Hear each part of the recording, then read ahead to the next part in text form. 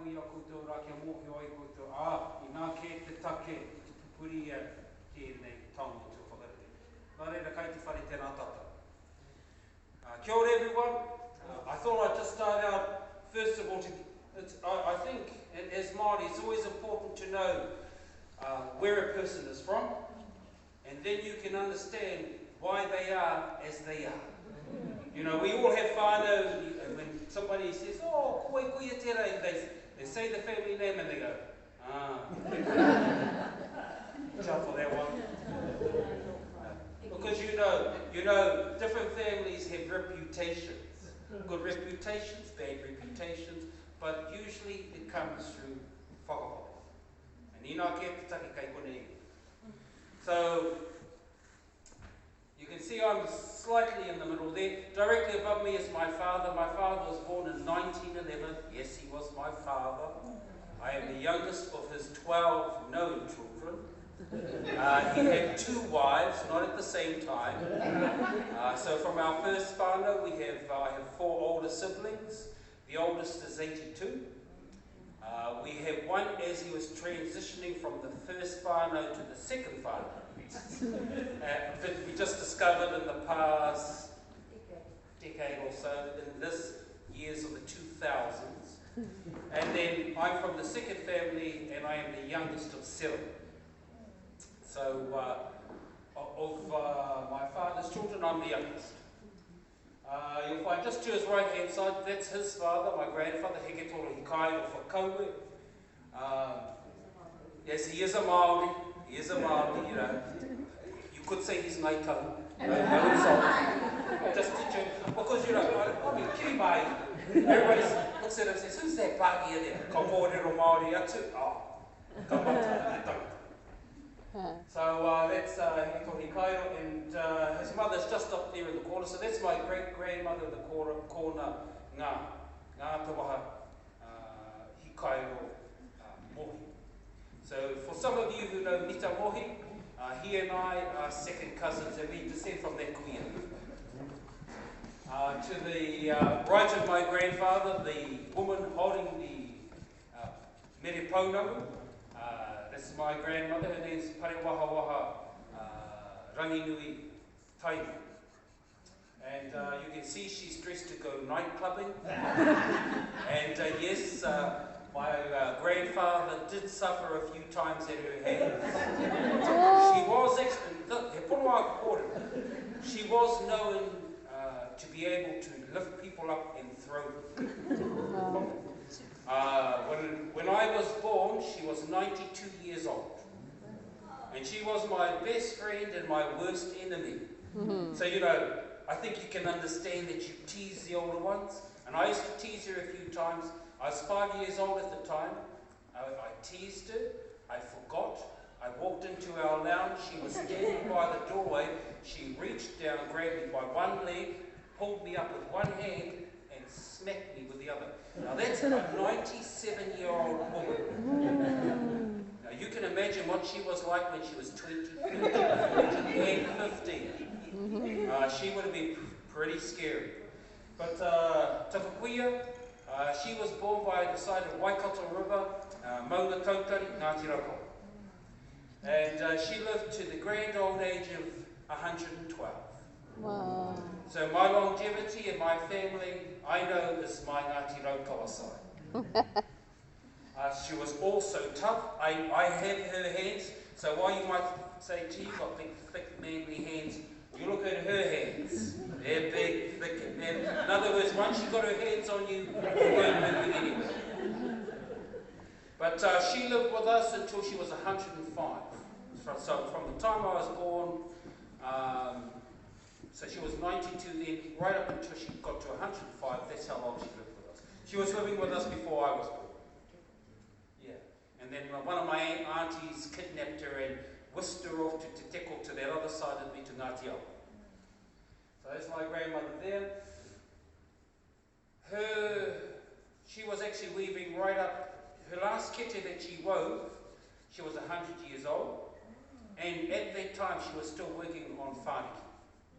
So she was weaving for many years. In fact, she was that sort of woman that even at 107, they actually had to hide the axe because she would go out and chop wood and she was still weaving. Koira tōna ora. She would speak Māori to us, we'd speak Pākehā back to her.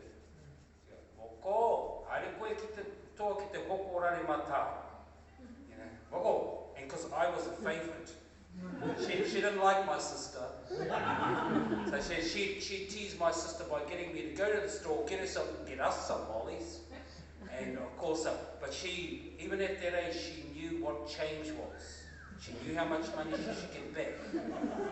And I can tell you, even at 112, she was actually in Rotorua Hospital at the time for a little bit, just for her health and checkups. And I went there one day and she says, "Ei, kei aku moni." And I says to the nurse, "She's looking for her money." And the nurse says, No, she's just finished the shower. I didn't see any money anywhere. I says, "E koe, kai he nā te moni." She says, "Oh, kai raru taku pane koti." And I says, "Oh, she said that it's under her petticoat, under her skirt. She's pinned it on the inside." She had about $120. Now this was in 1982. That was a lot of money. Might be much money now, but back then, big bucks. So that gives you an idea of how she was, sharp right up to the end. In fact, she only passed away because she had an accident. She fell over in the shower, broke her hip, Kaumatua. Wow. Otherwise, I think she would have done a few more years in there. Wow. Kainui e rā kōrero mōna. But down below her, I've got three of my father's siblings. The one right in the corner here, this is Rangi Mahora Mete, Reihana. She's well known up in Foxton. Te Awahau, on the North Island up there amongst Ngāti Raukawa ki te tonga. And well renowned weaver during her time. Now these two would actually be weaving. My auntie would put something onto the train, it would go up to Rotorua, my kuia would get it, she'd finish it off and send it back. So with a lot of their weavings, we don't actually quite sure who actually wove it because they were sending it back and forth to one another. Now this auntie here was born in 1899. Wow. So my grandmother, 1872, her 1899. So quite a well-known weaver and the supporter of the Māori women's welfare. Te Kraua I Wainga, he's son, well, child number 2, Pakake, Pakake Heketo.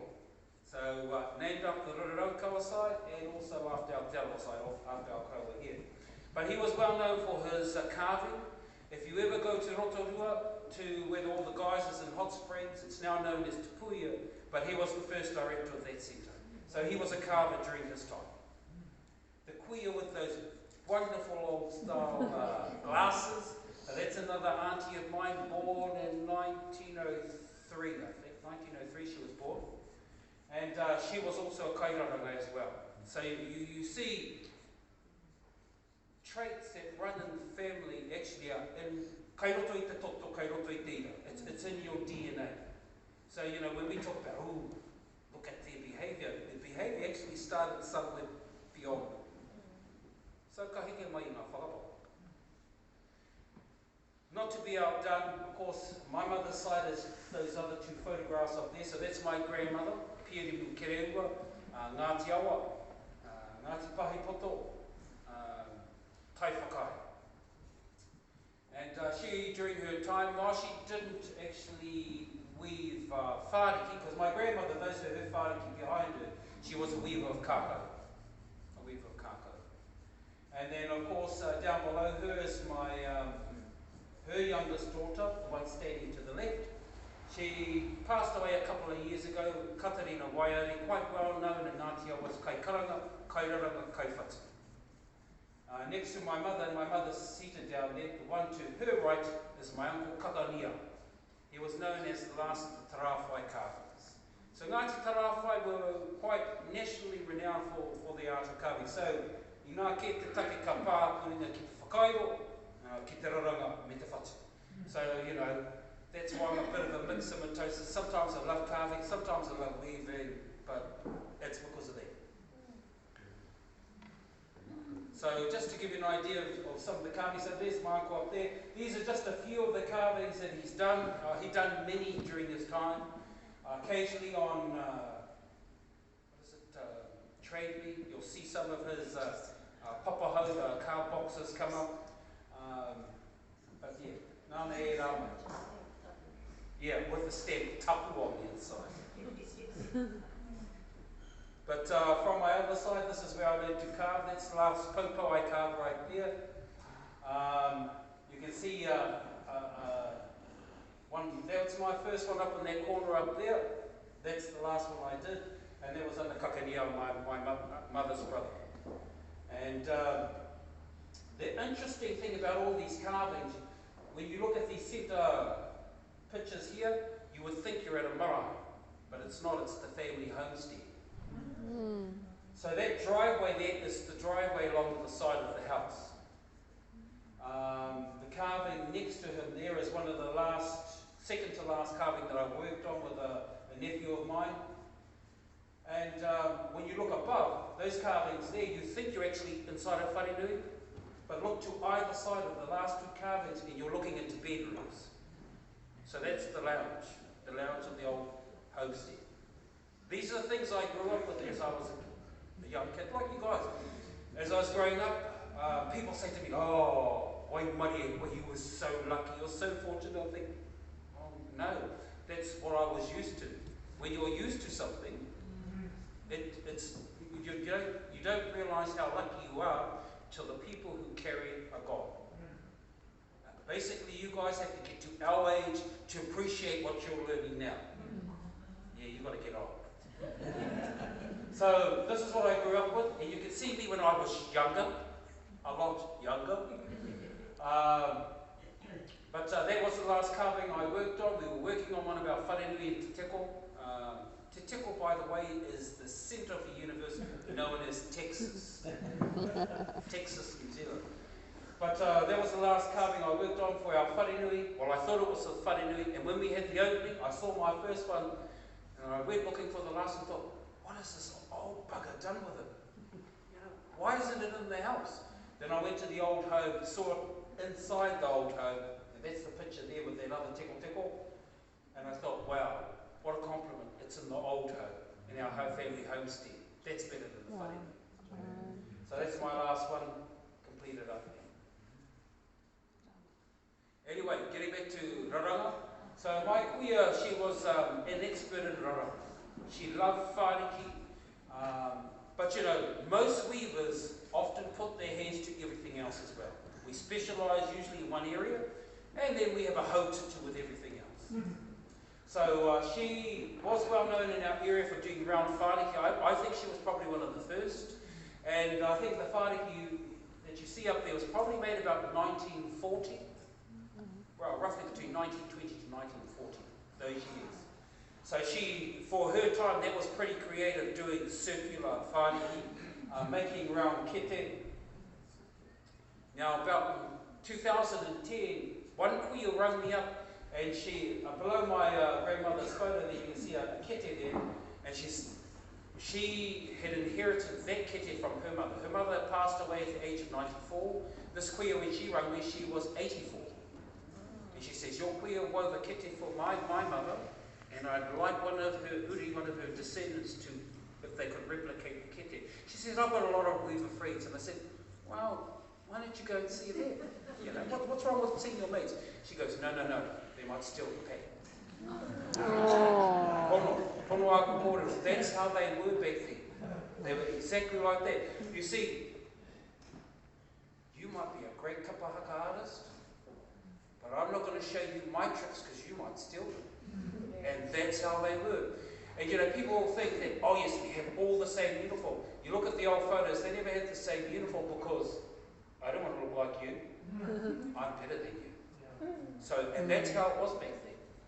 So I actually remade the kete of it, and she said, I just want a tiny one, just for my hanky and, you know, just for my money. And so I made her that small one there on the front, and the real tiny leftovers, I made a little tiny coin purse. Or taua kuia. And so she got the new ones, and I got my kuia's one. But But the black you see in there is just using probably exactly the same stuff that's actually used in your piupiu. And we will actually get to that a little bit later. There we can see the last kete she made on right in the centre there. My sister-in-law has that kete. I said to her, I've got a brand new kete for Kaido. It's beautiful. And it was a beautiful kete. I said, how about we trade? She goes, no, I'll keep that. I want that kete. No, I don't need it. I've actually got some of hers, but it's purely for the fact that it's the last one. But you know, you've got to be whakatoi with your relatives. And then a close-up of one of those kete there. Now the reason I'm including the other two, that's a little bit of my first work from way back in 1980. Oh God, you guys weren't even born. 83, I think. 83. The one you see on the far left is the very last kete I did. Our very first kete, no, second kete I did. And when I went up to see my kuia, because it was 1983, she saw my kete, she said, "Hey, who mai tō kete?" Then she looks inside it, she looks outside it, and she goes, "Ka rero e motu." A tāhua tō mahi, ngani ka rero ka motu. Because if you have a look in the very centre, you can see it start to fray. She was just saying, "Hereri ki tēnei wai." Too fine. And this is where it's going to break. You know, I don't think it's very often you get critiqued by 112-year-olds. So that's exactly like how she was. Other influences, you know, it's not just from within your own family, it's externally as well. All these women you see here have had an impact on my weaving. My passion originally used to be kete whakairo, you know, weaving kete. And in those days, some of these women would come up to me and go, "Nā wai tēnā kete? Nā wai mai? You know, who made that kete?" I says, "Oh, nāku." And the next minute, you tip it upside down, tip your stuff out, get a plastic shopping bag, put your stuff in, tēnā koe. Honestly, and how do you argue against a person who's older than you? You can only look and smile. So I actually learned that the only reason I actually have that second kete and my fourth is because I lied to everybody. They says, "No, wai tērā kete." I said, "Oh, nā me mai." So they wouldn't take my kete. But anyway, these kuia up here all had influences and taught me their little tricks of the trade, what was good, what wasn't good. And they say, haramai, no mai koe kone. And you see what she's doing? Don't do it like that. She doesn't know what she's doing. You do it like this. But if you tell anyone, I'll know you told them, and I'll come looking for you. So that's how these kuia work. They shared their knowledge with you if they like you. If they didn't like you, you got the bare essentials. So, as you can see, there are a lot of other men in there. Yeah, there are no other men. You see, these women are all guides, and at that time, guiding visitors through whakarewarewa, it was only the women who performed that. They wouldn't allow any men in. No, we had a few men from back home who wanted to be guides. Those women says, kawa ki a koe. No. So they're that sort of feisty women. I'm sure you ladies here are used to feisty women. Tūharurangi Ngāti Wā here, by the way. So that's the side that I learned from. I learned from these women here. And I'm from the other side of the lake. Our ladies over there are a little bit gentler. They'll state their mind, but they do it in a dignified way. These women, straight to your face. So it's from them that I actually learned. Two women in particular led me on this pathway of Piupiu. And in the bottom photo, she's the second from the left. You see her wearing glasses. And just the one up the top here, Auntie Homai Bowser. If you know of Regan Bowser, the painter, that's her grandmother. Wearing the glasses there. And this is 1985. I probably made about 2 Piupiu at that time. I love kete whakairo. But these two came to me and says, "Boy, we're making Piupiu for this Rōpu Kapahaka. We want you to make 5 leads." And I hate Piupiu. I hate Piupiu. And but if you like your aunties, how can you say no? So I thought, okay, auntie,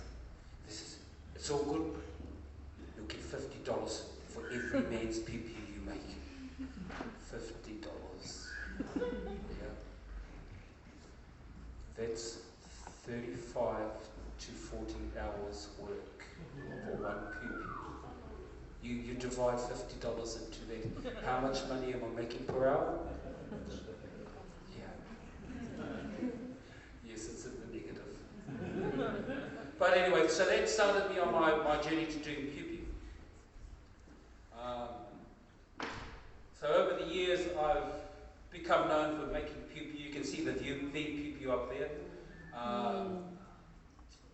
I've done kahu Piupiu, so you're using Piupiu as kākahu.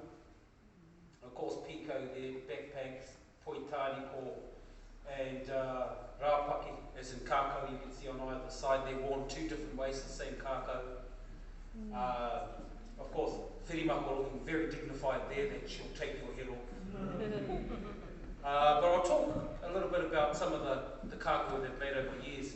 The kākahu she's wearing there was probably finished about 2008, so it's quite a few years old. This is when my daughter was 2 years old. Her brother had just been born a week, and she got thrown off her mother and onto me. So when they say, yeah, that's your pet, well, no, she had no choice. She only had me. So she grew up, and as well as all her siblings, they all grew up around me weaving. They were part of the weaving. You'll find a lot of artists today, their work is separated from the whanau. But this work, we've done all our work around our whanau. So the whanau are actually part of it. They grow up around it. They don't consider it anything special. It is what they know. This is normal for them. Sometimes they really hate normal. The piece you see her wearing was the second piece I made for whirimako. I made the first one, which you'll see coming up shortly. So I made her this piece. I asked her at that hui, would you, do you like, I'd like to make you a kākahu. Because one thing I've noticed is that a lot of our international figures, Māori figures, wear ugly kākahu. Even when they're getting their, their knighthood, the stuff they wear is just, it's sort of like, you should do better than that. It's like you're the queen and you decided to wear a glass ring. It just doesn't quite hit the spot. I understand for our whanau who are pōwhiri, you've got to accept what's around you, but these are people who are influential and they should be wearing good kākahu. So I asked her if I could make her one, and that was the first one I made for her. And she wore it across at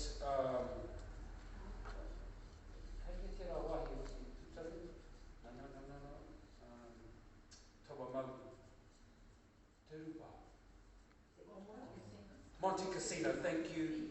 Look, she was with me there and she can't even remember. So we were at Monte Casino, she was at Monte Casino, and she was singing for the Māori battalion. And I said to I didn't actually see her wearing it, but I asked a friend of mine, well, how did she look? And she said, no, she didn't look that good wearing it. She just draped it around her neck. And when I asked her, well, because I did show her how to put it on, but she said, look, the thing is, I was a little bit afraid that if I wore it like that and my hands got stuck or something, I might hit a bum note. Well, singers are divas. So I thought, okay, we might have to try and upgrade you. So I thought, I'll try and make another one. So I said, give me that one back, we'll go for an upgrade. So the upgrade was the one you can see with the yellow. I thought, okay, we'll take away a lot of the piupiu, have a lot more muka. The only thing left from the piupiu really is that little white badge you see, because all the rest is muka. All dyed in paru, and then the yellow, which is rōreka, manuk, is to some of our other iwi. No artificial dyes, and they're just. Yeah. So I'm not one who actually uses a lot of artificial. I don't use artificial dyes. I try and do natural dyes because simply these processes, once you lose them, it's really hard to repatriate and regain them back. But I showed her it, and there was no response. And I thought, okay, well that's a sign that it hasn't hit the mark. Then I thought about it and I thought, well, when have you really seen whirimako wear yellow? She's not a yellow person. She doesn't mind yellow, but she's not a person who wears yellow. If you look at any of her recordings, any of her singings, you won't find her wearing yellow. So you know if you're going to make somebody something, you better do your homework on them. Anyway, finally I said to her, okay, what pattern do you like? And she says, well, I like pōtama. So I thought, okay, pōtama the stem, I'll make a pōtama wahine, because the te aroa, when it joins in the middle, goes down on either side, that's the female pōtama. For us, one side is the male pōtama. And pōtama is basically, you know, every man wants a son to carry on the line. But that doesn't always happen, and that's when the line splits into two. Koira tā mātou kōrero I te kai. So I thought, okay, I'll do a pōtama wahine. And I said, well, what kind of pattern would you like on the top? You know, I can do nihotani wha, because you can only do certain things with that style. She goes, I'm rather partial to my, to tartan. To my Scottish side. And actually I was lucky that it was that, because originally she showed me the Trinity of Three, which are 3 circles, almost like the Olympic rings. I looked and thought, oh my God, how am I going to do that on her? But then she said, oh, she liked tartan, so I thought, oh, thank God for the Scots. So that's why it's got that little bit of crosses going on in the middle, and how we ended up with that. The last one was sort of a replication of the first one, but slightly different because you can see it's a lot finer. Some other things that I've done, poitaniko. Actually, I haven't put in the last poitaniko that I've done, but these are the very early ones. Right through to some fine ones. Now, if you're wondering around about the diamond shape, how I visualised that concept and changed it from circular to diamond, there she is. Can't you do anything better than circles? That's right. So you see, in your life you'll usually find that whatever path you take, your whanau and your better half will have some sort of influence in. So yes, so I went from circular, because I thought I was really neat, and then into diamonds. That's my point. You can see in the lower row there. But I must say that by the time I get to the end, I've had enough of them. So usually I'll chuck them over to her and say, finish it off. So she does all the, you know, the nice awe, the embellishment. She does the embellishment on the top, because by that time, I don't want to even look at it. Because he did one and it was ugly. Very wrong. Well, you know, sometimes it does get a bit rough. This one I finished over in the States. It was actually for Ringi Kipa. We were doing exchange. He did my Puuaha, and so we did an exchange of taonga.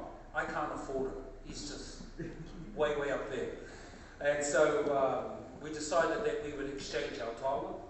And he was making this, he wanted it for his daughter. Her name is Te Ata Kaifetu, the stars that greet the morning or eat the morning, whichever way you look at it. And so I thought, yes, make a diamond. And because she's a star, well, we better have a star on it. And there has to be a difference between the changeover from the early morning to the day. So that's why if you look at one side, you've got yellow and sort of a mauve, and then you've got a split, a cut going through it, then a full colour, then a half colour. Because as it spins, it changes, just like the change of light and day. Te Hono Mawai, I think was its name, innocent's name, and it's what is meat. I started this off in ceremony, karakia iniana. So across in North America, Tiwi Takitaki or America, so with our Indian brothers and sisters over there, the ones with the feathers. And this was in the middle of nowhere, and that's where I first started this poi, watching them as they were doing their ceremony. So I was born in ceremony, this poi. It was kind of a spooky sort of thing. It just, you know, it's like your children, they sort of grow this persona and personality. You think, who are you? Yes, you guys are like that. And that's how the Harvest Boy grew. It wasn't planned, it just grew in design and pattern. I don't actually plan patterns out. The closest I might do to planning a pattern is just sketching it roughly on a piece of paper. That designing was just scribbled on a tissue from the airlines. I sat there, scribbled, oh yeah, that'll do, and then just started weaving it. So, because those queer that you saw earlier, the way they taught me was go straight from here to there. Don't waste your time on paper because it will take you longer and you need to focus on what's in front of you. So the patterns I did just come from up here. One of the old pieces that I had that I finished in 2017. That is, I started that kākahu in 1989, Rain Cape, Kapahaka. I remember one of those old women, Guide Bubbles, came past me. She looked and says, Kapahaka. I says, She goes, not as good as your auntie's work. She did beautiful, fine work. But I started that in 1989. Yes, it's older than you. And I only finished it a couple of years ago. And it was finished for wedding as a gift from a wahine Pākehā to her tāne Māori. She wanted something meaningful. And so her crow was wahine Māori, Pākehā crow. This wahine Māori contacted me to make a kākahu for her. I said, it's pretty tight because the wedding was in February, this is October, and I was doing Piupiu for Tamati Ariki Nui. I said, it's going to be really tight, but I think I can do it. Got to New Year's Day, I was in Upper Nui country, whatuing the kākahu together, put it together, held it up, it was this wide. And I thought, oh my God, I'm stuck over here. I can't use their flags. Well, you see, you can't use anybody else's flags because it's a different thickness, everything is different. So it may not sit well together. That's like trying to put my legs on her torso. You know, sort of like, that don't work. So anyway, moving on. So there was a kākahu finished back then. He mahi Piupiu and all. The unusual thing of that is you've got two types of tāniko going on. That's for Timoti Karetu. I did actually make one before that, and people always say, wow, that's a magnificent Piupiu. I says, yes, it's good for an ariki, but not an atua. So I remade it again and actually did this one, but it has two different styles of tāniko. If you know tāniko, we twist up. North Americans twist down. Our Indian brothers and sisters there, that has both. So it's two. That's why you'll find it's not pixelated on any side. It's just straight lines. And it's not something new to us. Our tupuna actually have tāniko on their kākahu, which have both styles of tāniko, up and down. We only know one way now, for most of us. Another piece. Oh, and the best part coming up. Now, Piupiu making is not for one person. It's really hard work. And so you've got to find a crew that you can bring together and make it work. I couldn't find a crew. So I made them. With my wife. So this is my sweatshop. They had no choice. You've seen my daughter when she was born, and that's her weaving probably her first roro there. That's my baby there. Yeah, that's 101. So their first lessons are making roro. And then when they get good at the square ones, then they do the rectangular ones. And we just move them on from there. You can see how pleased my son is. Look at his face. That tells you how much he loves te whanau. He loves it passionately. But so they've had experience doing tukutuku as well. He's now 18, driving an Audi from his flax money. Nice. Oh yes, he loves the mirror. I think that's his upper Nui side. So yes, they're experienced in making all of these. They've had no choice because that's just what we do. that otahi? That's otahi.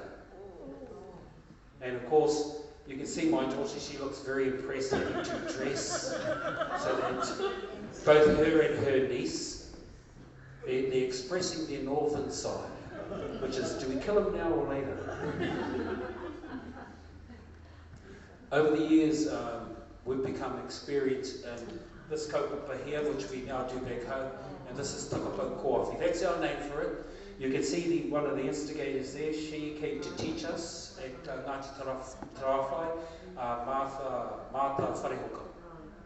And so she brought this kaupapa to us, and we now run Waananga. In fact, ran one about a month ago down in Rōtautahi and Te Rehua Marae. So we take this kaupapa around with us.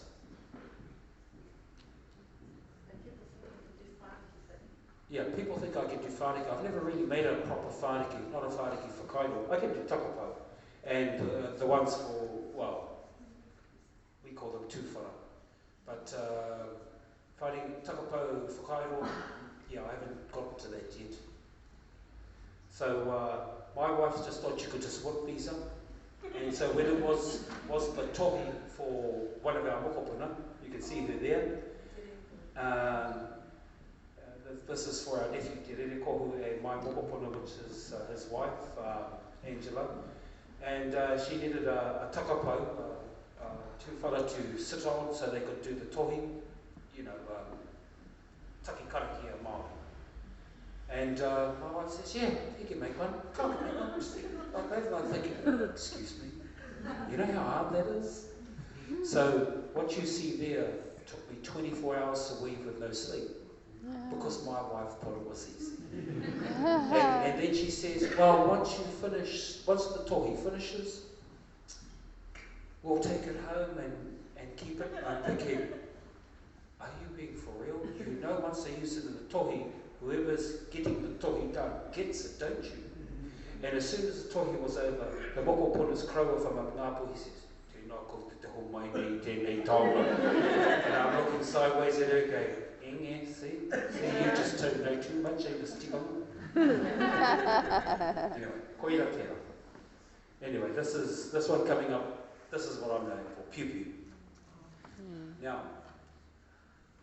most people like, some people like korirangi. Korirangi are the straight lines, basically like the black and white lines you see on the stockings. I'm not a fan of it because it's like saying, one pair of pants fits all. I'm sorry, but some of us do not look good in skinny jeans. It works on some more and more. So that's how I look at korirangi.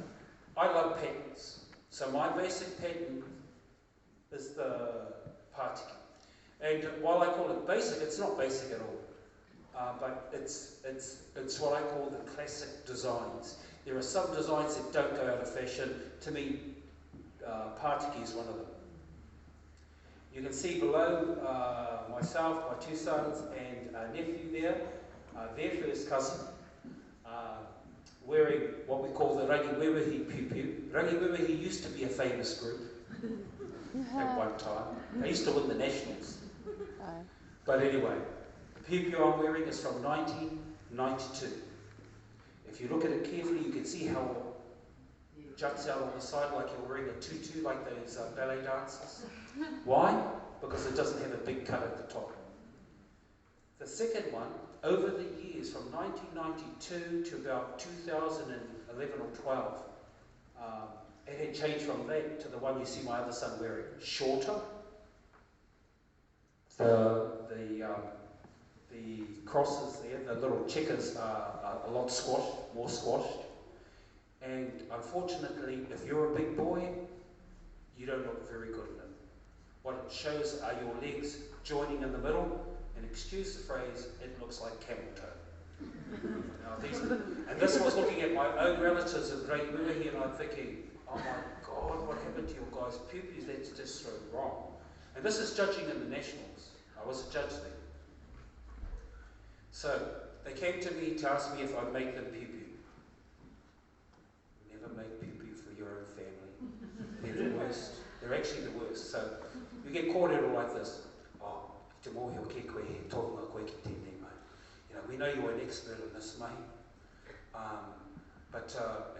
When I make suggestions now, can we change this slightly? Oh, no, we want to stay with tikanga, this is our pattern. Yeah, but you've only had that pattern since 1986. That's not an old tikanga. They wouldn't move.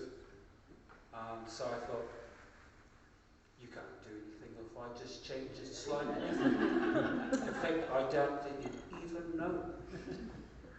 So what I did, if you look at my son there, third one along, I put a little, I made the piupiu longer, and I put a little bit cut in. Why? So that it'll fall better. It'll make them look slimmer. And in fact, the one on the far right hand side, he's actually as big as me, if not bigger. He actually looks slimmer than me because of the style of the piupiu. So it is true. Clothes does maketh the man or the woman.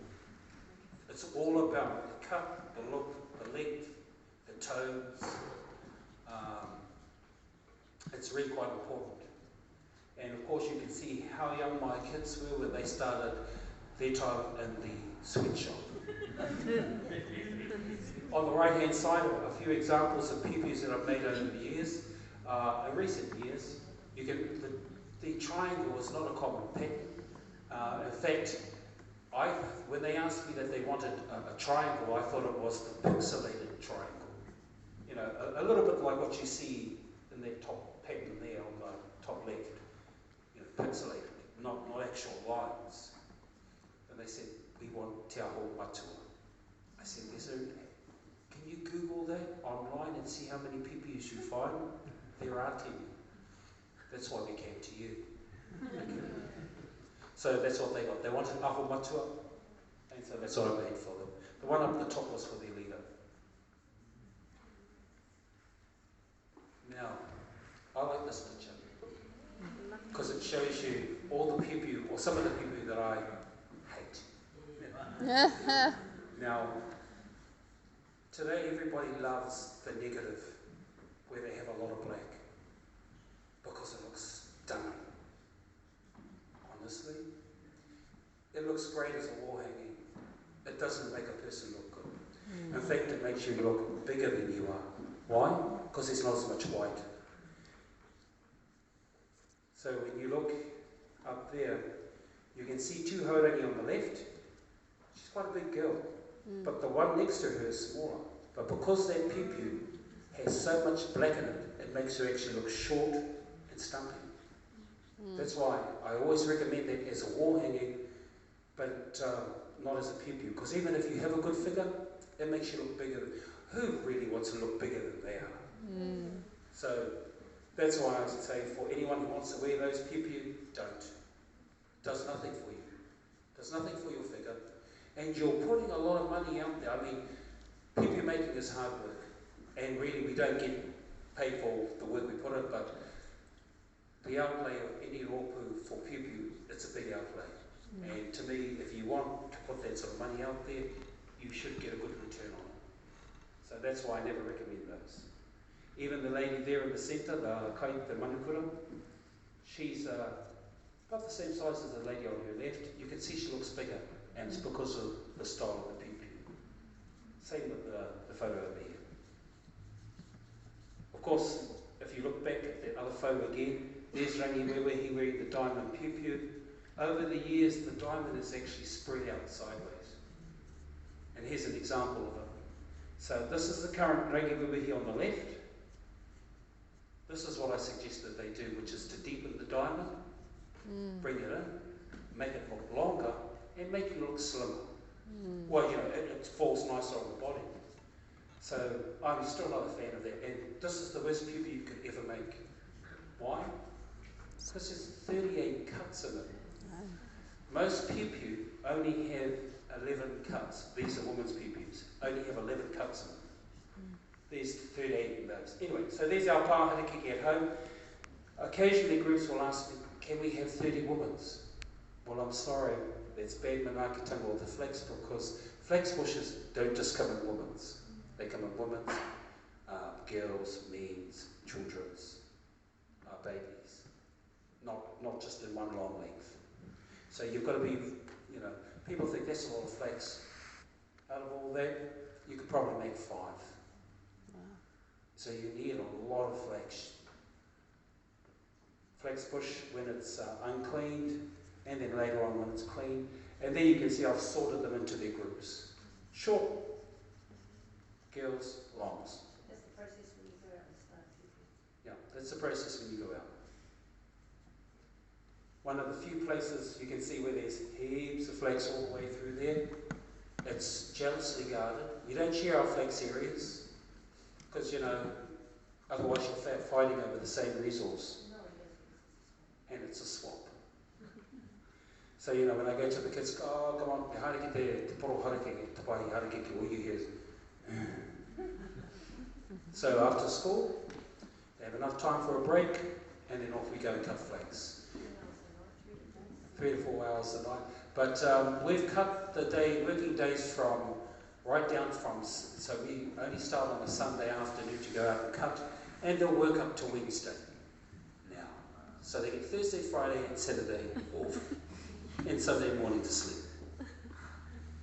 So there's the flags are separated into its groups, clean flags, marking the design out, scraping those designs out, spinning the muka.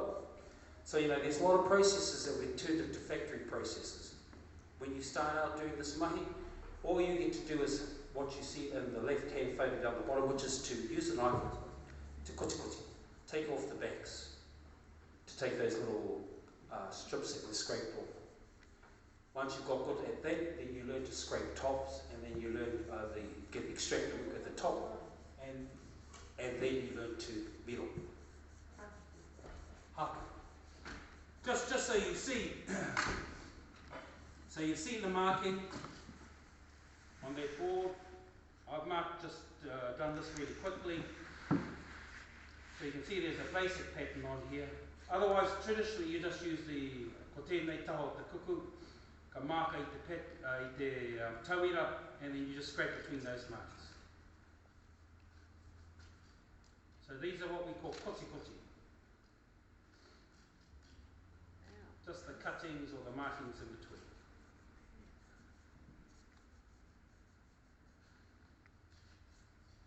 So that's a pretty simple design right there.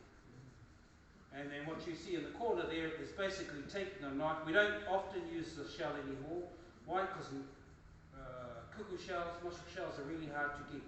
Good shells. You can't go to Pack and Save. You can't use a pipi shell. You can't use an oyster shell. Mussel shells or ringlet. No. This is a purebred maketu shell. And if you're making a piupiu, you need about 120 of these, 140, roughly 32 for about her size, 120 of these. Now I made that look fast, and look how many cuts there are. That's 2, 4, 6. Remember that piupiu I showed you? 38. And the problem with that one with 38 in it, just one slight mistake, you can't use it. You've got to start all over again.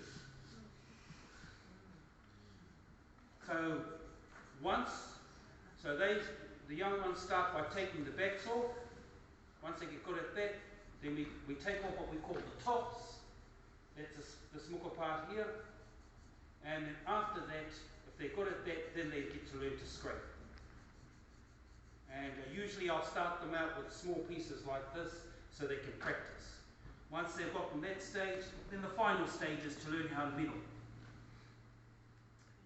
And so if you've got hairy legs, it's pretty good. It's just like threading. The finer the thread, the more hair it will remove. We don't usually spin them singly like this. We usually prepare them in twos. So if one breaks, you've got the other one as a spare.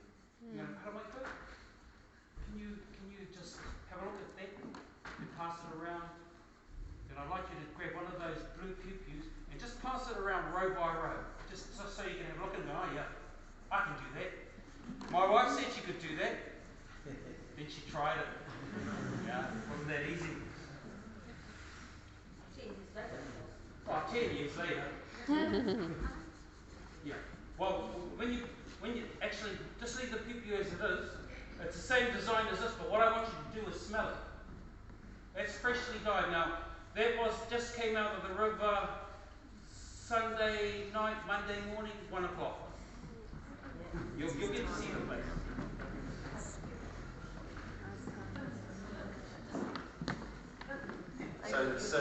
These are my kids working around the bin. 2018, 19 years. That's Wakaama, Whanau, Waananga.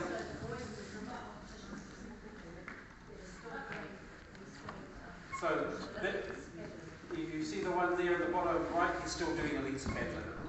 Wakaama. Yes, he was actually racing at that time. And once his race was over, yes, we'd go back to the place we were staying, and I go, oh, koe te harakeke. Yeah, I didn't have very happy kids, but well, it's alright, they'll get over it. Just so you know, in Rotorua we have a lot of ngāwha, hot springs, and we can just go over there, boil the flax. Unfortunately, for those who don't have it, they have to boil their flax in a pot at home. So we have these 100 degrees Celsius ngāwha that we can put our flax into.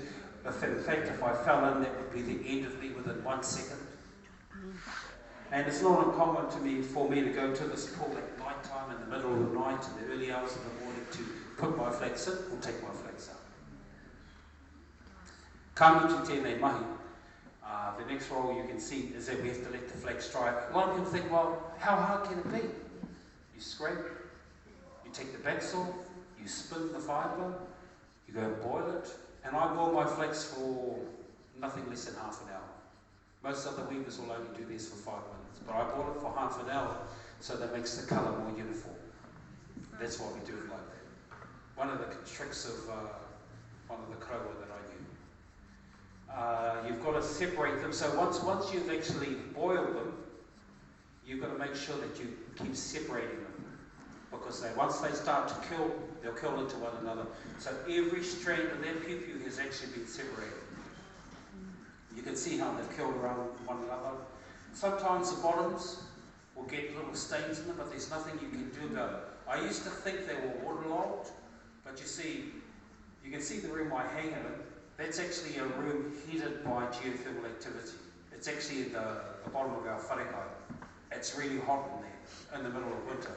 Worse in summer, because it's got all thermal activity underneath it. So those strands will curl within at least 3 days, and it's pretty fast. So it's not actually waterlogged as in the sense that they've been left to sit. They dry very quickly. Of course, the next stage is weaving the bands together. You can see my daughter up there. I taught her how to weave the waistbands. My son is doing the cut of the background. He's taking off those muka strands. You can see them in the bottom left-hand corner. See all those straggly strands? That's the fibre you saw that I spun on my leg. That's the leftover. So that's the processes that they're involved in as well. Now this photo here just shows you something of a difference. The waistband on your piupiu, that's all natural fibre that's been spun. So most other piupiu makers, they use jute. If you look at this old piupiu down below, you can see there's 2 different colours there in the black. Now the one that's a strange colour is actually jute. When we put our piupiu into paru actually deteriorates really quick. And that's why you can see that our nephew ended up using just shoelaces to try and keep it together as the cords. But your cord's actually made out of fibre. The one you see in the middle is where I took all the jute off and just redid it with fibre. So that's just natural fibre. Of course, here's Mr. Waka there. Originally, I used to be good I used to do the handles. Then my wife took over because she was better than me. You might think it's easy, but it takes, how long does it take to do a handle? About half an hour for one side? 30 minutes. 30 minutes for her? 20 minutes per handle. It might look easy, you might think it's a 3-plate, but what you're doing is you're working with natural fibre. It takes a lot longer. So that's it. I leave him to do the handles now. I'll only help him when we're in a hurry, because like my work is passable, but his is the beast. So there you can see all the leftover bits of strands, starting from the left there. Then we have to trim them off. And you can see that's actually a lighter there to singe it off, so that it ends up like the one on the bottom. And then of course tying it off at the end so that it look nice. So half an hour for each handle, easy. And they've been doing it for a long time. You can imagine what would happen to a person. It would take you about an hour if you were just starting out with this. Of course, that's my version of the abominable snow man, Piupiu man actually. So that I'm probably carrying about 12 Piupius at a time. 12 Piupiu at a time, I stand corrected. You'll find that just up there in that pot, that's the leaf, just there. Could you pass that leaf around? That's tutu. Don't chew it, do not chew the berries. It has been known to kill elephants. Wow. Honestly, it actually has. I think a circus stopped up in Manawatu somewhere, and the poor elephant ate a tutu tree and then he was toast up. That was the end of the elephant. Because the little berries are poisonous. Our old people use it for healing bones. You can touch it, that's fine. But you just don't want to chew on the berries. The berries are the most poisonous part of it. But it is good for bones, it's good for deep tissue. It's a certain way of preparing it. So that's the fixer. Is that dye there. So there you can see the boiling it up, putting the piupius into that dye or the juice, into the waiwai. Piupiu into the waiwai. And putting them to the wheelbarrow to move it over to the paru. So this paru I've got from Maketu. We take it back home and we constantly reuse it over and over again. Now, the paru that I have is good for Piupiu. Oh, we're going to pass this around. This is the paru. If you don't like smelling things, I wouldn't. No, it's not putrid. It's natural. If you can stand in the Piupiu that I passed around, you can stand there. Let me put it like this. Just think it's your own pakero.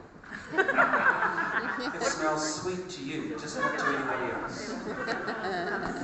It's not a disgusting smell. It's very natural. So that's come from the swamp. I had to run out in the rain this morning to grab that and put it in there to bring it all the way down here. Well, then you can get to appreciate these are natural dyes that you're actually smelling. So the piupiu's gone from waiwai, which is that leaf there, or the leaves and bark boiled up, then into the paru. So this is having your piupiu submerged into that paru, so it sits in here for about an hour. It sits in each dye for about an hour, at least an hour. And I go straight from one dye, straight into the other. Then you've got to pull it out of the mud. Now this mud is really heavy, so you will get mussels by the time you finish pulling it out.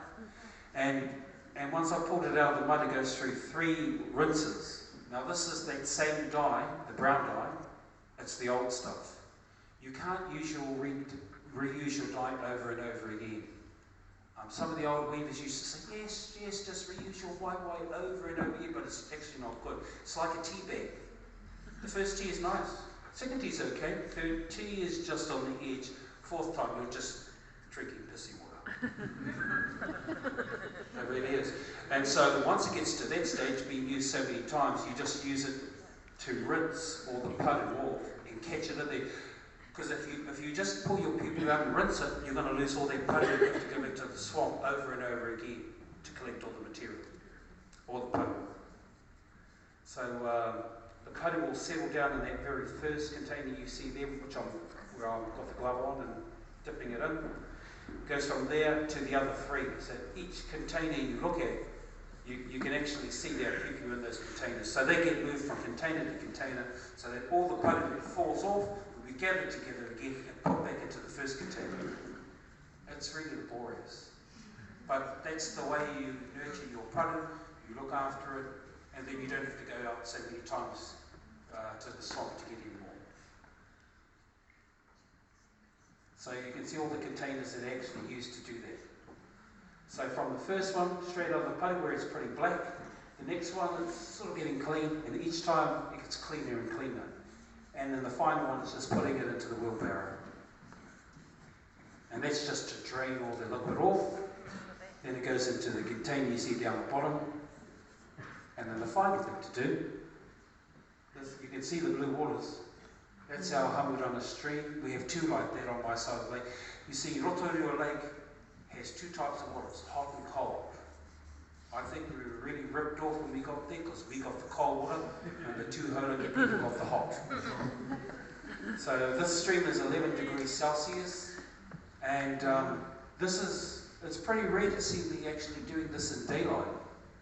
So your last boys' Piupiu is all in blue in the front. We're done at 1 o'clock in the morning. This is 2 o'clock in the morning, Monday morning. The Monday just passed. So they're just drying out in the corner, and they're geothermal activity. Now the design you actually see here is called mumu. It's an old pattern. You'll see it in whareru. It has other names like mumu, tomu, wamu, a very traditional word meaning you'll move. It comes from drafts.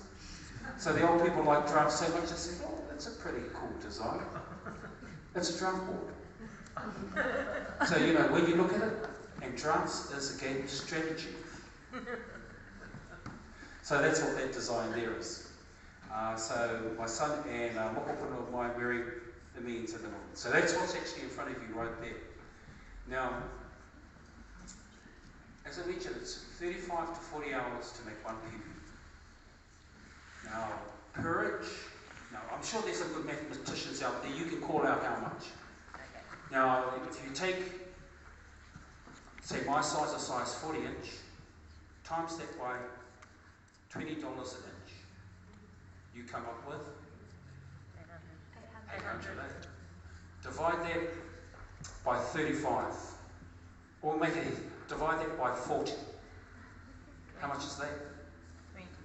20. Yeah. Is it 20? Is that 800 divided by 40? Yeah, 20. 800 divided by 40 is, come on you young guys, Is he women. answering the same question again? What's the same answer? Ruihapounamu. Yeah, so you go back to $20. So it comes back to $20, right? So what is the minimum wage? About that? About that. Oh, it is that. So that's what you're making is minimum wage. And believe it or not, I'm one of the more pricey people. There are actually those back in Rotorua, what I've just heard recently, still making it at $12 to $14, and you're thinking, oh my God, you'd be better off going to McDonald's. Go work for McDonald's. One is, when you start doing that, you start undervaluing your art. And it is an art. And it's a lot of hard work. So, you know, I think McDonald's, you'll get your worth there. But, you know, the great thing about this sort of mahi is you get to do it around your whanau. It becomes a whanau art. I te pupuri ke ngā taonga o tua whakare. But you know, you can see their faces are so happy. And that's not even, this is not an ugly day for them, this is just the normal. So you'll find all around that bit now, they'll tohe one another. Anyway, kānui e nei. So the last one, as you can see, that's them just finishing cutting flax at the end of the day. Ka pai. Just show you a couple of other things, and that's just basically how to look after your people. Oh, Pātea Kuta. I know it's a long audio, but any questions out there?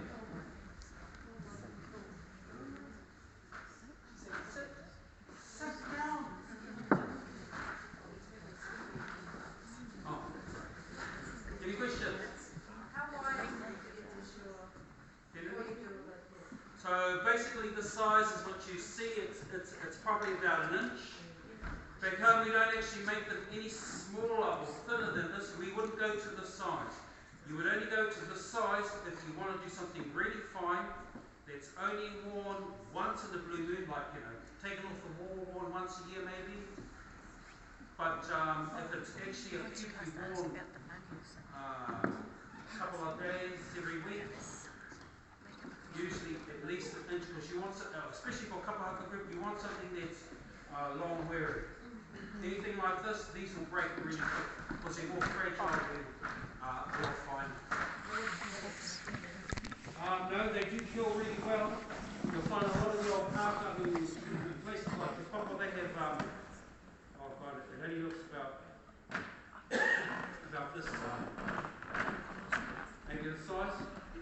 It's really fine, and they've got all these tiny little cuticles. You thought that 38 was bad, they've got over 40. Next to nothing, I'm sure. So that's really fine. But otherwise, our standard size is an inch in width. The standard length for a woman, 24 inches. Anything shorter than that, of course, that was great back in the days of minis, but now we don't like that length anymore, and we take it just to your knee. So from your waist to your knee should be about 24 inches, unless you're in intermediate stage.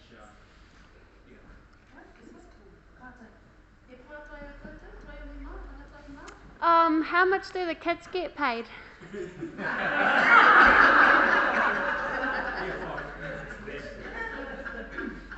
good question.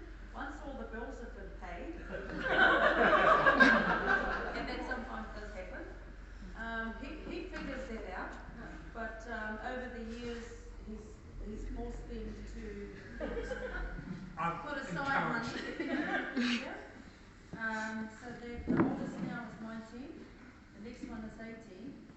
The oldest one bought himself a car this year, and we discouraged him from buying, he just wanted to buy a nice new fast car, so he did that. And then, It cost him, I think, about 11 or 12,000 for his share. and he still had money left over, like thousands. Because his Piupiu money has chunk change, because he's also working now. And then the other one just this week, Sunday? No, when did he go to Piupiu? Monday. He was going to look at a car, and he had 16K in his bank. Nice. His father's handed it all over to him, so he's responsible. And he bought himself a 7.5 7K or 8. Audi. Yeah, Audi. Yeah. But they'll get it in lump sums. They'll get it in lump sums, and how much? A big portion of it gets put into an account. Yeah, for the young ones, I basically force them to save. They have to save. A portion of it will go to them, so I'll say to them, okay, this round you made 3,800. How much do you want put into your account? And they'll usually say, I'll only take the 8, put the 3 aside. So the two youngest ones, I think they probably saved each about 8 grand. They've probably got $1,000 in their accounts. They said, I'll spend it on this. Son, the second one who just bought his Audi. Once it gets to that amount, I don't want to hold their money. But they usually will make whatever payment is. They get about 20% of it. No taxes. We're the only ones who pay taxes. So, this is all tax-free money, and they think they're so hard done by. And they work from, as I said, Sunday afternoon, which is to go out for a few hours, cut the flax, and then we'll start scraping flax every day, up to Wednesday. Yeah, 3 days worth of work. At 4 hours.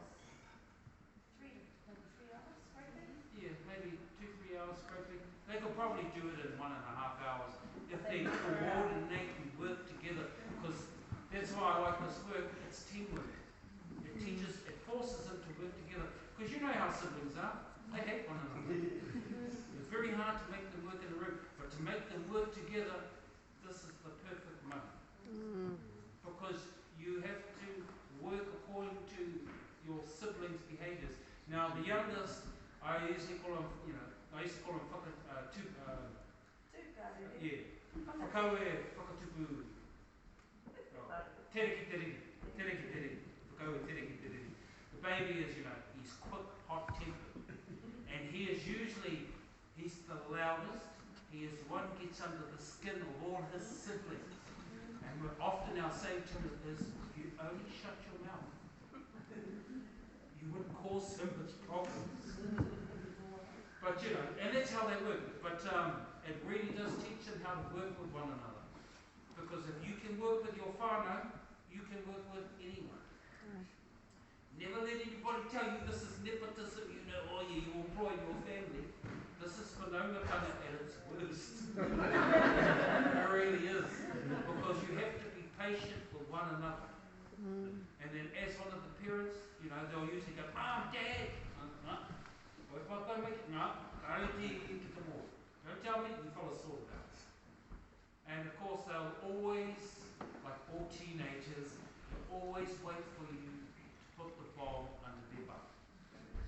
They will not move until you say, hey, how do you get money? And that's basically how it is in our household. They wait on us to drive them with it. Whātai noa koutou? Tāngi te tērā?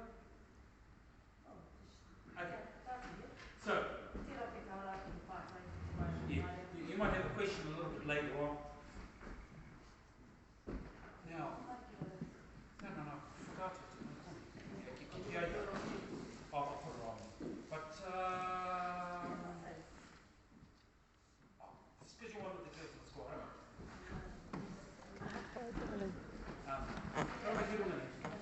can you grab one of the boys down below?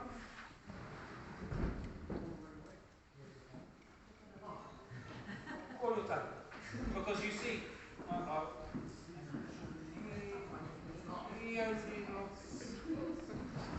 he's only about that. Can you grab that purple one? No, not the one with the hands. Where do you want to go? So you guys can try them on. Give me the other. I think they might be. Now. What's the colour of stockings, Carl? Now, I used to be a Kapahaka performer, so I know all the problems that Rōpu go through with their piupiu. And so what you'll find, are those different colours for a specific reason? Yes, they are, because it shows different sizes. You know, that's the radu of all the parents. You've got to dig through all those piupiu. What size is what? How do you know what sizes it is? And the first sign that tells you what size it is the colour. So he's only got a slightly smaller one. He's probably about, I think he's about a 32-inch waist. I think they're not too much different. No, hold it, because you're going to put them on. Now, there's a specific reason why you see all these piupius have not been rolled right down to the bottom. You see, the piupiu, the piupiu has a love-hate relationship with the stocking. When you roll it right down, the piupiu shreds the stocking, and once the stocking shreds, it shreds the piupiu. So they have this hate relationship going on. That's why you never roll any stockings right down to the end. Never tell to papa that you're, to pop up and Wellington. Don't tell them that you're using stockings because they try and say, don't ever use stockings. No, use stockings. Stockings are fine if you use them correctly. So that's why they never go over the end. And okay? you can't afford the paper. Yeah, because they only use that beautiful acid-free paper that comes at an acid price. So that's why, remember, as Kapahaka performers, tell all your mates, don't roll it over the edge. And of course, all these pakeke here, when they see you do that, you will be the first in the firing line. So to make them live longer, you can take them out now. No, just roll them, just pull them. Yep. Take them down, take them off. It's okay. You don't have to treat them like a baby, you can just take it off. I want to be that guy. I've got too many aunties in here. That's okay, because your aunties will correct you if you make a mistake. Usually they'll do it with a slap first and then tell you later. And you can unroll it now. Just take the cords off. Oh God, I can't get the cords off. Now, a lot of Kapahaka groups have different ways of rolling their piupiu up. This is the easiest way to roll a piupiu. So once we've finished, I'm telling you this one because once we finish putting these on and we take them off, I'm not instructing you anymore.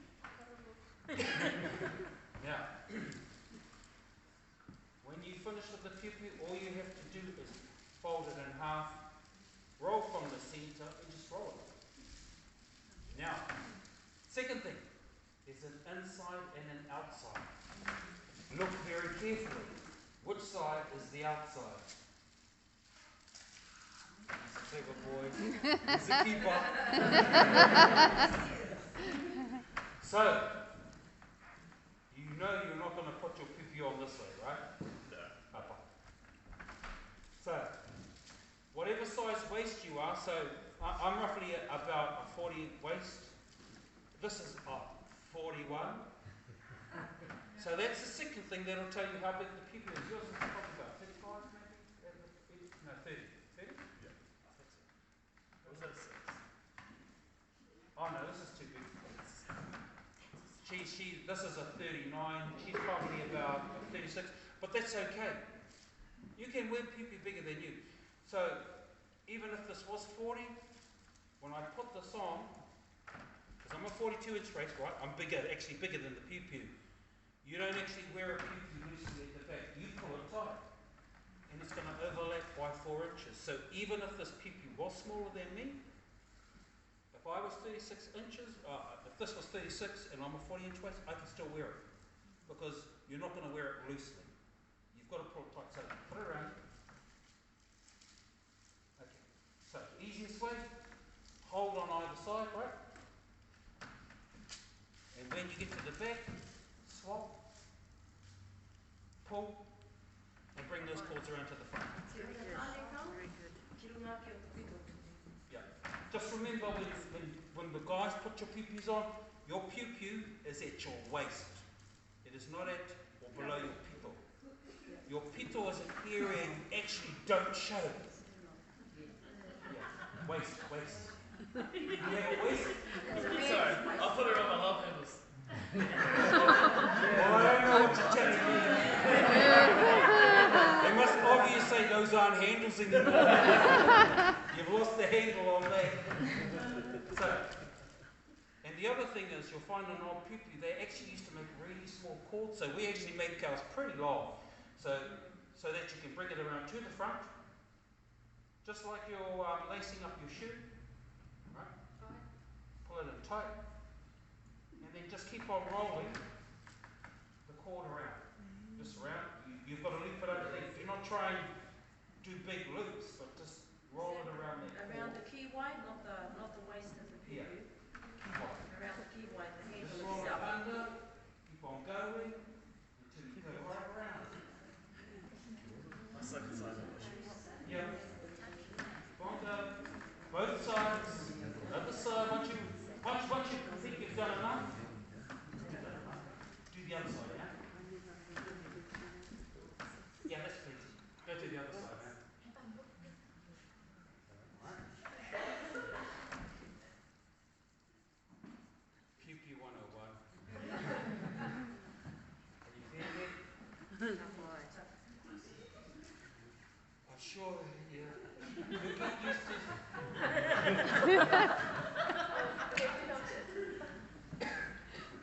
It's harsh to feel on your hand as well. Okay. So once you've got it to your sides, right? Tuck it under the piupiu, under the band, under the band. Tuck it under, both sides. Right?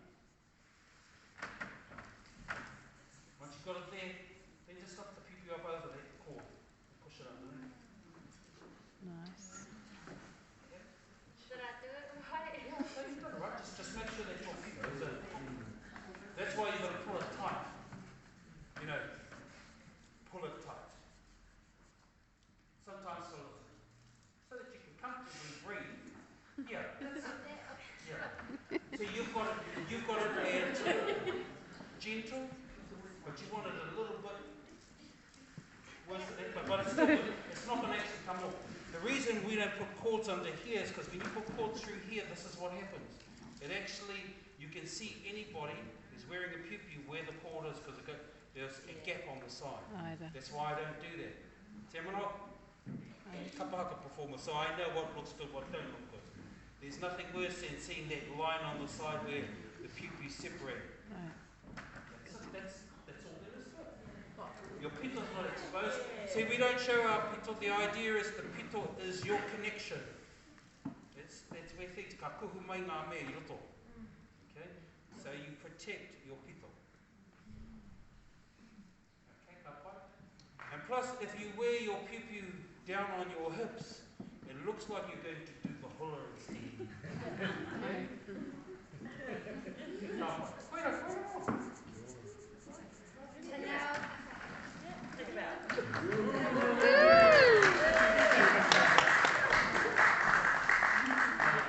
Just rather than picking the shoulders up and back, just put the chest up. Yeah. Oh, I like that.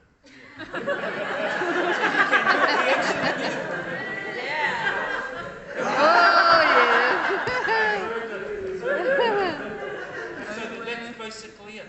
That's how you wear a piupiu. This is how you look after piupiu. And if you do that, they should last a long time. Really, piupiu like this, you're looking at roughly, with lots of good use, nothing less than 8 years. They should last you reasonably and you'll be getting tatty around about 12. By that time, I hope I'm still here. Not to make them anyway. By that time, I should be in retirement. So, a lot of work to actually do piupiu, a lot of hard work. As I said, 35 to 40 hours just to make one piupiu. Regardless, actually, there's not much difference between men's and women's except for the leg. Girls are the hardest to get. When I actually put this post up, I became inundated with people going, Matua, can you make our kura piupiu? And it's like, oh. Then you go into hiding. So that's what I'm currently doing. I'm in hiding, and then everyone says, can you make me a special piupiu? And you're thinking, I haven't got the time. I'm too busy doing piupiu just like it really is. And then you, of course, being weavers, Mr. Robbo, they will know, people think you can just whip it up like that. And then, oh look, cuz, make me a kākahu way, I'm like a koro mai. You're thinking, that's another 3-4 months minimum. Yeah. So, but as weavers, we do lots of this work, all sorts of work, and sometimes it's a variety. But when it comes to piupiu, that's me. I mean, I've learned to love it. Oh, where's the camera? I can't see. Oh, don't give it to her. She can't see either. We're gonna. That's all right, you want it. So kind of Excuse me. get your hands. That's the sultry look. Okay. Yeah, that's a beautiful one. One, two, three. Yeah. Nice. Okay, so that's basically it. So now you can take it off and we can watch you roll. Let's go to Yeah, you just pull that cord up from underneath. Just pull it up. And then once you do that, it's like shoelaces. Just pull those cords out. Oh, nice.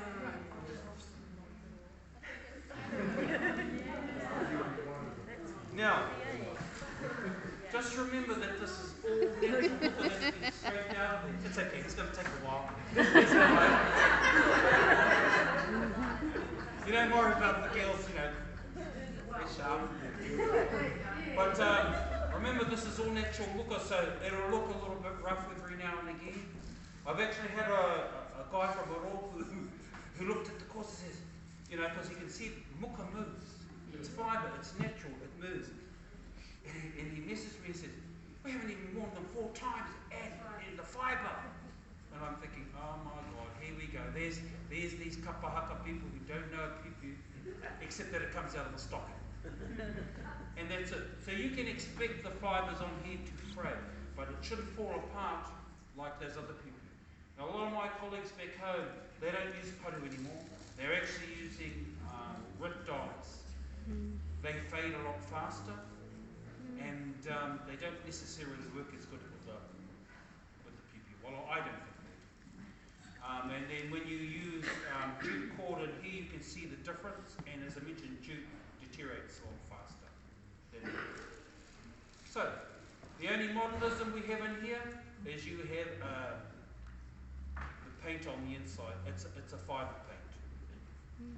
So that'll tell you, because you know some of our boys, they're just about to figure it out. So it tells them this is your so colour coded for you, and size is just on the So yeah, Pāpai Koutou, any questions? Told you, see? One time you showed the girls, you're going to show all these boys. Oh, I rescind and take that all. So yeah, so not only are the stockings different colours, but even the colours on the inside of it, just to make it easier on looking after them and make sure that they're lasting long. So they learn to hold in one hand and mould the stocking. Remember? It was just like when your parents and you were young and they put a stocking and they go, my name is. So just put your hand right in the stocking, grab it, pull it down. That's good. This is basically it. And you just make sure it doesn't go right to the bottom. When you wear these, just make sure you hang them up so that they get fresh air. Because you know, having worn them after a competition, they're a little bit hoku, a bit damp on the inside, and hoku. So you hang them out so that they'll dry. Otherwise, if you're stocking them straight away, then they're going to sweat and rot. The other thing is, if the bottom's a little bit uneven, you can actually just tap the bottom. Put them right down to the bottom, so that you can't see into the black, but you can still see the white. And this still allows it to breathe. Then you let them, every so often you take them out, have a talk to them, give them a bit of sunlight, and then you can put them all out. Well done. Kia ora.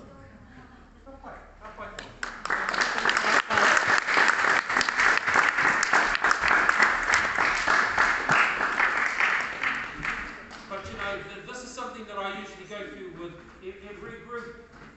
Now, regardless of whether taiongi, pakeke, I always go and talk to them, whether it be kura kaupapa, I'll do it fully in te reo, or bits of reo and English, because it's important for everybody to know how to look after these. And that it's taken that many hours just to make.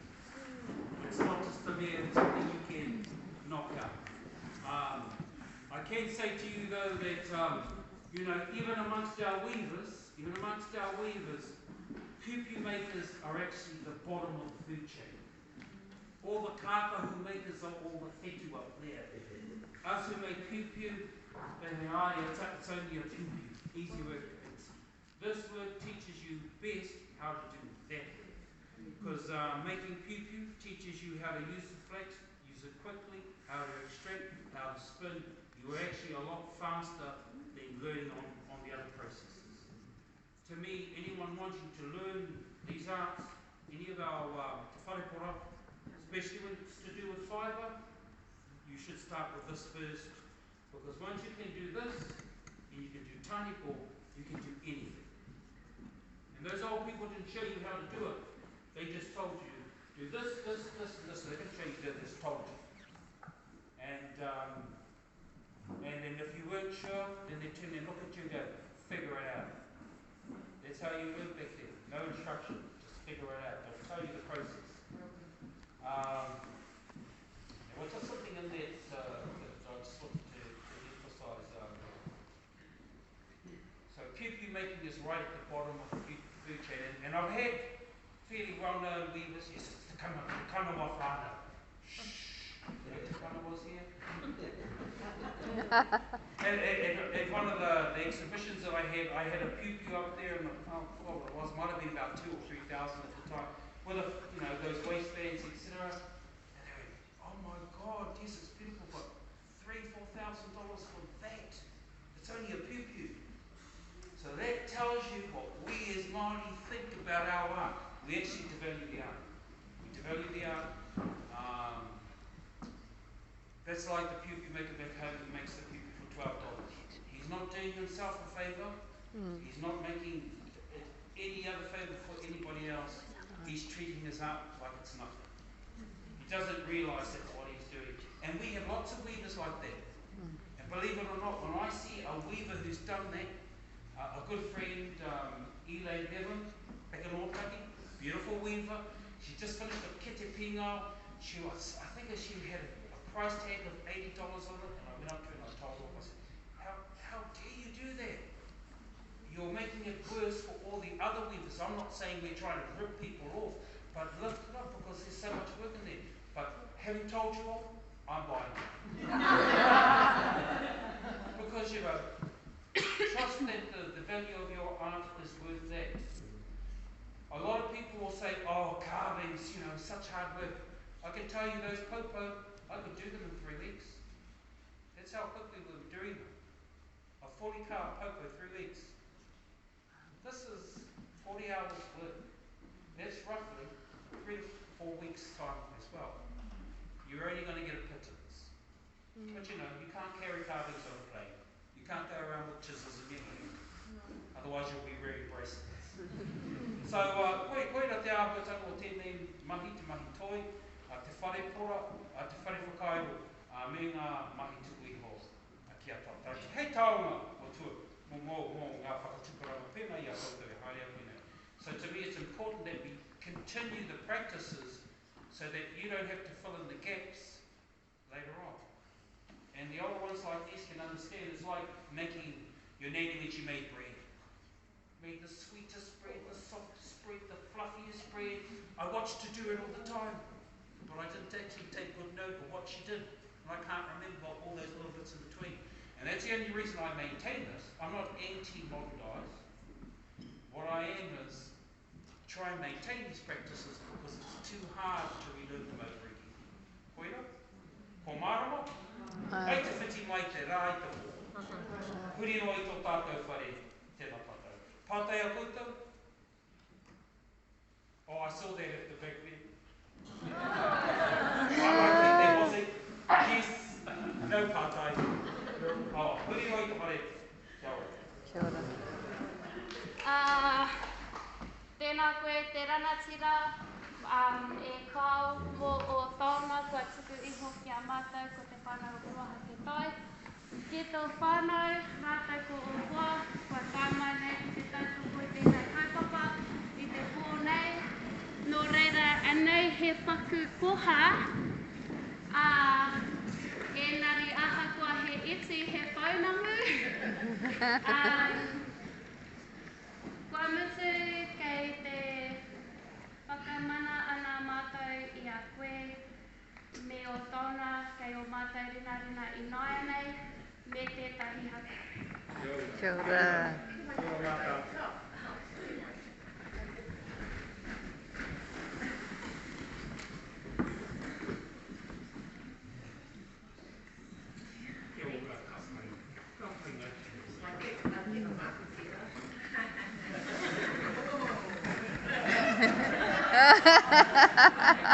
Karawi.